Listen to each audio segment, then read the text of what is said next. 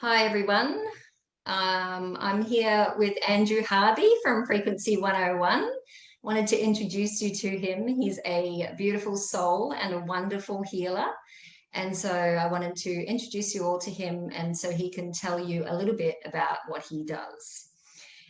Just before that, I have had a session with Andrew. I've actually had two sessions with Andrew and both have been incredibly powerful.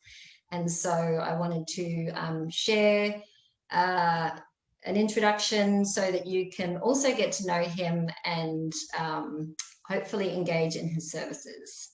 So over to you, Andrew, all the way over in the UK. Hello and welcome. And please tell us about yourself and what you do. Okay. Well, it's morning here and it's evening at your side, no doubt. So, hello everyone. Thank you very much, Debs, for getting in contact with me and inviting me for this interview. Really, really appreciate it. Right, what do I do? In a nutshell, I work with the universe. In the past, I have done modalities, different modalities. I've done one training, and that really did open me up. That was a training to do with basically opening who I really am through meditation. And I had I don't know if you viewers know about etheric implants and stuff like that. I had some etheric implants in me. I had a cage wrapped around me. I was diagnosed with asthma and a lung disorder. When I went for this training, when they took off the cage off me, what happened was it opened me wide up. I mean, it really did. It changed me dramatically. I haven't taken an inhaler. I haven't taken any medication since then at all. I don't get out of breath easy anymore. And I feel really on top of my game. I feel really healthy as well. So it just shows that when we have these illnesses, what are they really? Are they blockages from the auric field of our body, where we've got etheric implants inserted in us from past lives or whatever? Or are they a label, what we put onto our souls to increase the intensity of an illness within our body? That's the way I see it. I don't know how your viewers see it or whatever, but I see it as if we say that we are sick, straight away we're putting a label on ourselves. And soon we put that label on ourselves, then we start talking to other people. And you find that it's like building blocks, like children's little sticky bricks or building blocks. Yeah. Well, you stick one onto another and it goes higher and higher and higher. And that's the way human nature is. We seem to love self-pity. And we really do. It's like wrapping a warm towel around us to make us feel comfortable. But if we take off that towel, then we're making ourselves more vulnerable. And that's what human nature can't deal with, is being vulnerable. Well, that's really interesting. And that's what came up actually in a session I did recently, was about the fear of love and vulnerability. So it very much is something that people are scared of. I think because they've been hurt, when they have opened themselves up before, opened their hearts before, and they've been hurt, then they sort of, close themselves down and shut themselves down. So it can be quite difficult to release that cage, or whatever metaphor you want to call it, right? But ultimately, the power of our minds are incredibly powerful, however you want to interpret it, whether it's etheric implants or whatever reasoning you have behind it or find behind it. ultimately it's the power of belief and unconditional love that will help to unveil that. That's right, because it's love at the end of the day what does the healing. It's not a modality what does the healing at Absolutely. all. A Yeah. lot of people think it's all, I do this different modality, so you're going to get this type of healing. What you got to realize is the person who's doing making the space. That's what you're doing. You're making the space not a healing space. You're making a quiet space for the body to resonate with the frequency, to resonate with somebody else's frequency. Yeah. Because then once that resonates, that's when the healing starts. It's not by, we got to get the frequency and the resonation pinpoint like this. It's no good being like this. If you got somebody who's here, but you got to bring your vibration to here to match them. And if you bring your vibration to match theirs, then their body's going to resonate with that. And all the cells in the body is going to resonate, all the organs are going to resonate with it, because it's a vibration. And it's going to be a vibration what's equal for both people. Yeah. And then they will take that on board, and the body will take that on board, and it'll start to heal itself. One thing we've got to realize is we are healers from the word go. From the minute we set foot onto this planet, every single one of us can heal. Why? Because we can heal ourselves. How can we heal ourselves? We heal ourselves even when we're little children. People out there, your viewers will have got little children. Watch when the child falls down, rips the skin open. What do? All you're going to do as mother or father is wash it out and put some Dettol on it or something to clean it out. But the healing comes from the body itself. You put a plaster over it, and what it's doing, that is then making what we call like a scab over the cut or whatever. But why that's covering it, it's like a cocoon. So that's covering it. Why that's covering it, all the workings of the healing is happening underneath. So eventually, when the scab heals and falls off, the skin has been repaired. So we all are healers. We get in this frame of mind of thinking, oh, I can't heal, I can't do this, we can't do this. Yes, you can. Everybody can do it, because everybody is one. We're all equal. Nobody's different from anything. You know, I use like, let's just say a banana, for instance. Okay.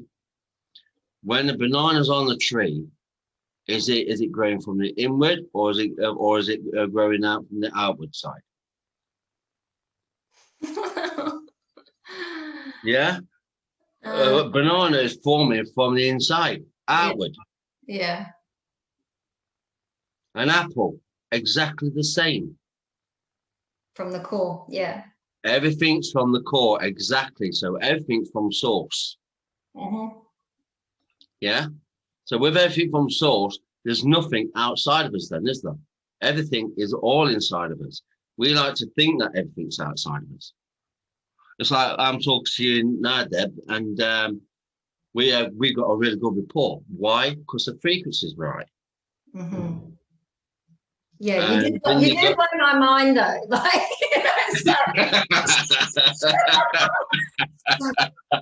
but the fact is, I've learned a lot of myself. Yes, I've learned from watching other people and whatever. You know, one guy who I love, and that's, as you know, that's James from Blue Star. I love that fella. Yeah. He's taught me such a lot about myself and who I am, but he doesn't realize it, but he has, because everybody who's in connection with somebody else, you're learning something about yourself. Yeah, absolutely. You never ever learning something about them. You're learning more about yourself because you're learning about how you are connecting with that person, how you feel about that person, what makes you tick, why you can carry on with the conversation. So everything's all about give, give, give. In other words, it's about working from the inside, pushing it outside. And that's what we always need to do for communication and with healing. See, I don't believe there might be people out there what prove me wrong, but I don't believe in healers. If somebody says to me that they're a healer, then I'll run miles away from them.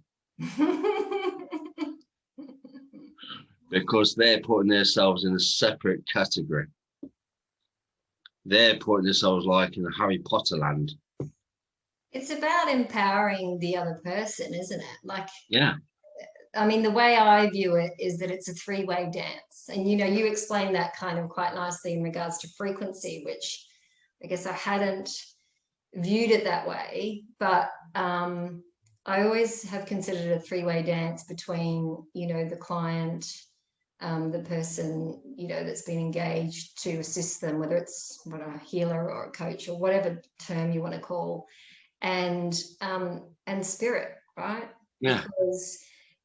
But what I have found is that sometimes people have their walls up. Like I can feel it instantly that some people will just have their walls up, and the session will not go very well. Like I've learned this lesson that now I need to actually talk them through that, because otherwise it's like dragging through mud.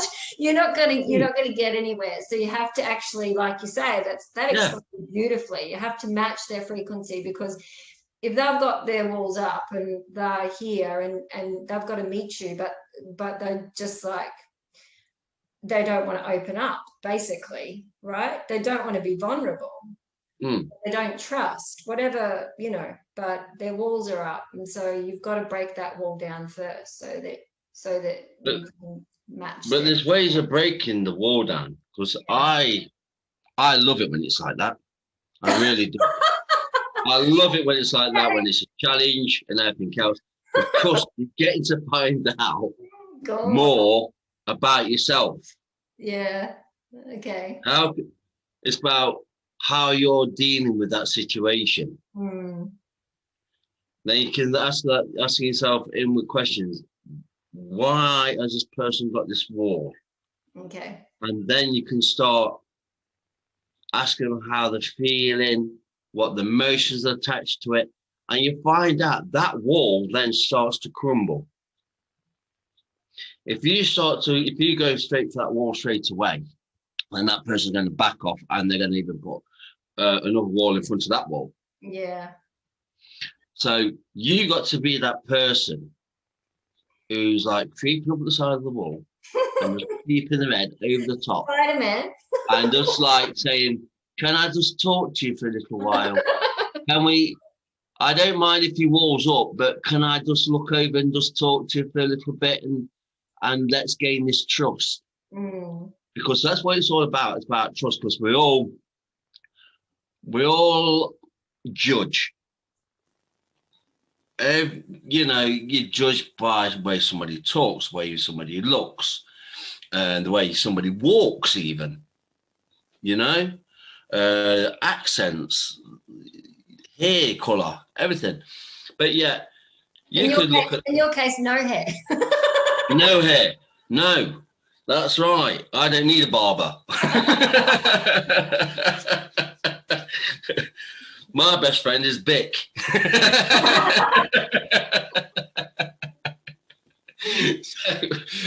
So it's important about communication, and we've got to communicate in so many different ways. And there's so many different ways that we can communicate. Just by looking at somebody, you can communicate. You can communicate just by your eyes, just the way your eyes move. One thing I think what's really important is when you're talking to somebody, talk to them in the lenses, in the soul. Don't look at the body structure. Look here, because everything's here. Yeah. And all the information's here. Because just by the way the eyes are moving, you are starting to find out what that person's about. You can tell just by the pupil itself. Is it dilated? Why is it dilated? Yeah. And you can be asking questions. And one thing what I find out when I ask questions, I get quiet. I just ask the question and I just go quiet.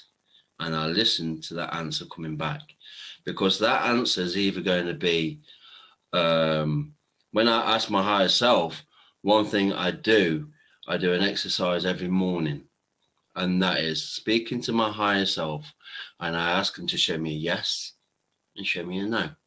Oh, yeah. And like muscle testing, or you're feeling it within your I body? feel it. I actually feel it in here. Okay. And it's really weird the way it feels, because when I'm told, if I'm saying, right, show me a yes, like now, it feels like my head's just gone. Okay. It's like a rocking horse inside my head. Right. You know, it like moves to one side, and when I say no, it moves to the frontal lobe side. Right. And it's really, really weird. Mm. But I've got so much in tune with that, I can ask it any question anytime I like. Okay. You know, and I think that's what we got to learn. We got to learn about what our bodies are capable of. Absolutely. We are spiritual beings, and it's our own being what educates us. You got a lot of people out there. What's great, the right books are out, some brilliant books out, but your best person, your best tutor, and that's yourself. Mm. You'll always find out that is yourself. Yeah. So what, for people that don't know you or have worked with you, what can they expect from a session? You sort of talked about briefly about how, you know, it's not so much a particular modality. There was one modality that really helped to open you up. But, you know, obviously you do different things, but how, just explain, because I know how you work, but just explain to those that are listening to this, how a session may go. Right. First thing, I will ask for a consultation, because I like that person to feel in a good wavelength with me, in a good frequency. I like to show them that therapy is not a serious thing. Therapy is fun. It's meant to be fun. If you make it fun, the vibration is going to be higher and they're going to be more involved. So that's what I like to do as well. So I'll have a free consultation with them for 30 minutes, just find out about them, who they are, and they can find out about me, so they can resonate with me. And if they don't, then they can make that choice. Either they want the therapy or they don't, because not everybody resonates with someone. Yeah, that's right. And the worst thing you can do is pay for a session and you find out you don't resonate with that person. Because if you don't resonate with that person, the healing's not going to take place. Because you're going to make sure it's not going to take place, because you're not going to be the right frequency, for one. Yeah. So that's the first thing I do. Then once I've booked the session in, I will find out, I will get them to write a list out. And I get them to write a list out of all different issues, what they want to deal with. Then as they start to think about the issue, what to deal with, I will get them then to resonate where the issue feels in their body. Is it on the left side? Is it on the right side? Is it the head? Is it the knee? Is it the feet? So because all parts of the body represent different ways of you in your life. Basically, your body is a tuning fork. It will tell you if something's wrong, but it's telling you to address a certain issue in your life. So then I'll find out where that is. Then we get some labels because everybody puts labels on it. Yeah, no, I'm too well about this. Don't they, Deb?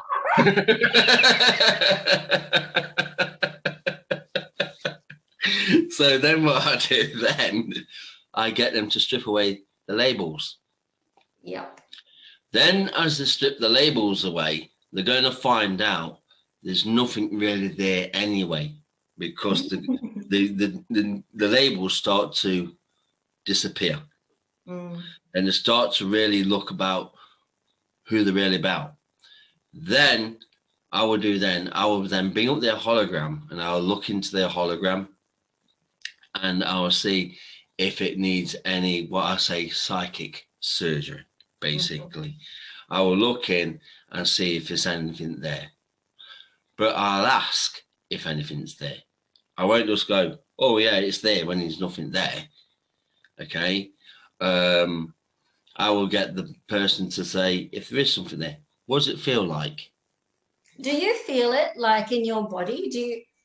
Do you like I sometimes, like during a session, I'm sort of surrogating, so I feel the shift in energy. But when you're doing that, do you actually get a surrogating pain in your own body, or do you more see it?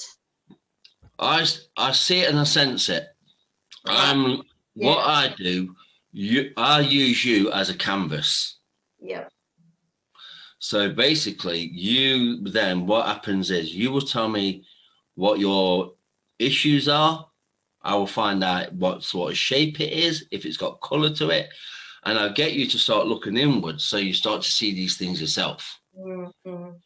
You have then just painted me a picture. Yeah. Now, with that picture, I know that you have now resonated with that issue.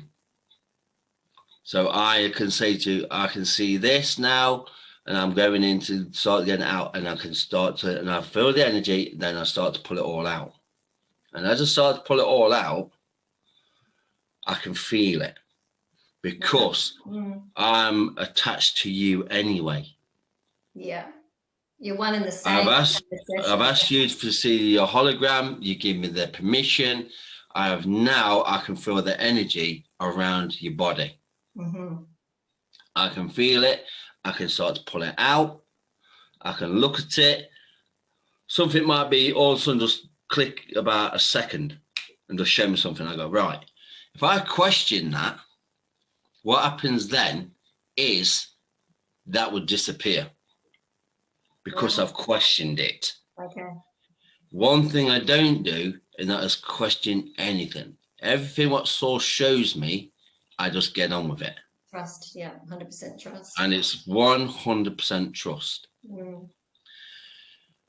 And when I'm talking to the client as well, I like to close my eyes, because I close my eyes because I like linking to my spiritual self, to where I'm from the planet where I'm from, sort of thing. I just feel like a cord from here, and I feel like it's being pulled.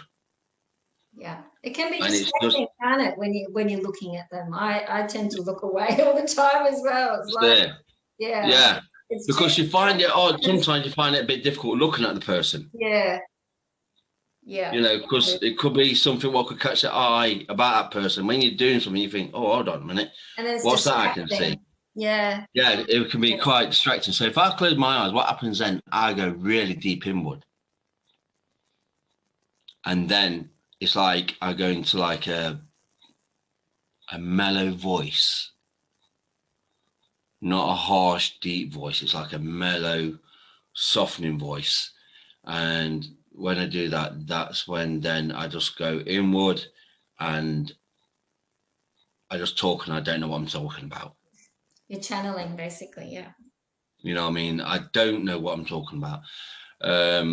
Part of mine, she's a hypnotherapist, and we did a little thing the other day. And she said, I haven't tried this with you. So I thought, okay, let's have a go. So she tried it with me, and she just went, my God, you went deep so fast. I said, yeah, I did. And the things what I saw was absolutely amazing. It's like I actually went back to my own planet, saw my elders, and I was shown so many different things. And I was shown about animals, people, people's spirit but as animals, and the colors and what they represented, and how a soul can change shape. Your ego, your emotions can change shape as well, because all you are is pure vibration. So all your thoughts, your feelings, your emotions and everything else, they can change shape. And I've shown how they could change shape, and how they can make someone aggressive. Okay. The color, what it is like when they're aggressive, because we always say, let's look at the aura. Look at the aura. Look at the aura.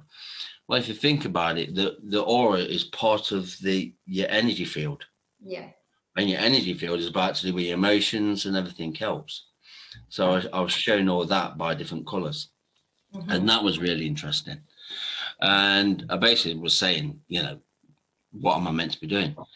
And basically, I'm on this planet to, how can I put it? Not to heal the person, to let the person know who they really are by talking to them. Yeah. And I was shown this, and there's part of it as well where I think I broke down crying for a bit, I think, because it was that emotional. What happened was, I said I had to go now, and before it showed me the planet. Wow. Our Earth. And it was dark. Wow. Okay. It was really, really dark. And it was dark to the stage of it was showing you the hurting. Because there's so much hurt at the moment. There's so much blackness going around. There's, like technology and everything else, what's happening now. A lot of people out there might think it's a good thing, but we got to be careful. Yeah, absolutely. Because it's AI. And if AI starts grabbing us, then we're in trouble. Yeah, for sure. Yeah. And it did show me quite a lot of darkness, and I was quite surprised. I was like blubbering like a little baby. But it does show me that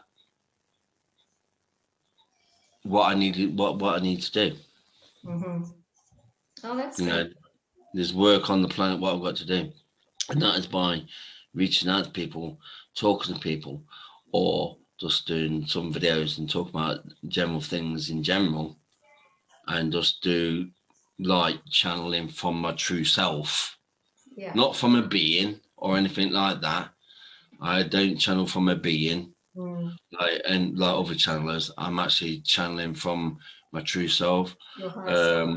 It's been told for me now for a couple of people now, that I channel from myself, so from my true being. And that to me is the biggest channel that I can ever have. That's from my true self, from where I'm actually from, the elders actually channeling through me. So yeah, it's changed my life. All this has. It's changed my life in a big, big way, and I've helped a lot of people. I think when I look at people, I don't look at people in a human form. I look at them as a spiritual form. I think I find it easier to look at people in a spiritual form, because then I can class them as one. It's when we start to put different images on people, put putting people in different categories: rich, poor, middle class. Yeah. Labels. Labels. All labels. And it's like you're born with nothing, you leave with nothing. Yeah, that's right. So when people say, oh, you know, I own this house, they don't own it. They never are going to own it, because for one way, they're borrowing it. Because while they're here, they're borrowing it. And when it's time to go back home, they can't take it with them. That's right. So everything we have, we borrow. And that's the way it helps me to realize that I'm not interested in a big flash car. I'm not interested in a big flash house or anything like that. I'm here to serve, and that's all I want to do. Wonderful. Yeah, it's obviously very passionate about what you do. So I think anyone that listens to you or works with you, they certainly can feel that and see that. So yeah, I'm going to have to wrap it up just because there's a bit of stuff going on in the background here. Getting a bit noisy at my end, but yeah, Mia, I'm just recording this, so just don't please. Kids are great. They're great fun. 6-year-old popping over the top of the computer, coming down from the sky. That's it, yeah. Yeah. There we go, you see. She hasn't been in here the whole time, don't worry. Okay, Mia, I'm recording. The joys of life. Hello, Mia. Live, but we are recording. Okay, Mia. Yeah, say hi. It's all right. Let her say there. She's fine. She's fine. She's fine. All right, so we might just wrap it up and stop the recording soon. But how would you like to just finish up? What message would you like to give to anybody that's watching this interview, Andrew? The message I'd like to give everybody is remember who you are. Don't be something what you're not. Be in control of who you are. Look deep within and be quiet. Oh, that's a tough one. And let the universe then let the universe then speak to you. Because soon the universe starts speaking to you, you will hear it. If you go quiet, quietness even talks to you. I need to get quiet.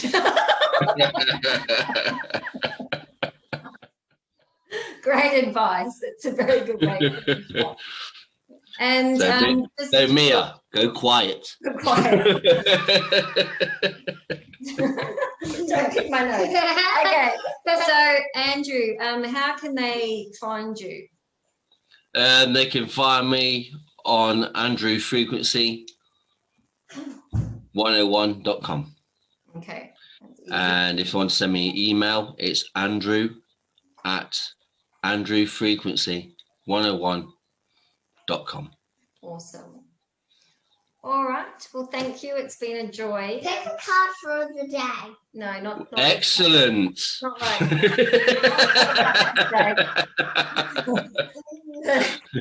As you can see, when we're children, we have no worries. Oh, look what she picked. She picked Soul Family. There you go. Ah, there you go. Thank you, Mia. Kind of perfect. That is fantastic. Oh, yes. And Mia beautiful. Mia says I'm a dolphin, and I'm a mermaid. She's a mermaid. You're the mermaid. It's on YouTube. So there you go. Wow. Thank you. Pretty perfect.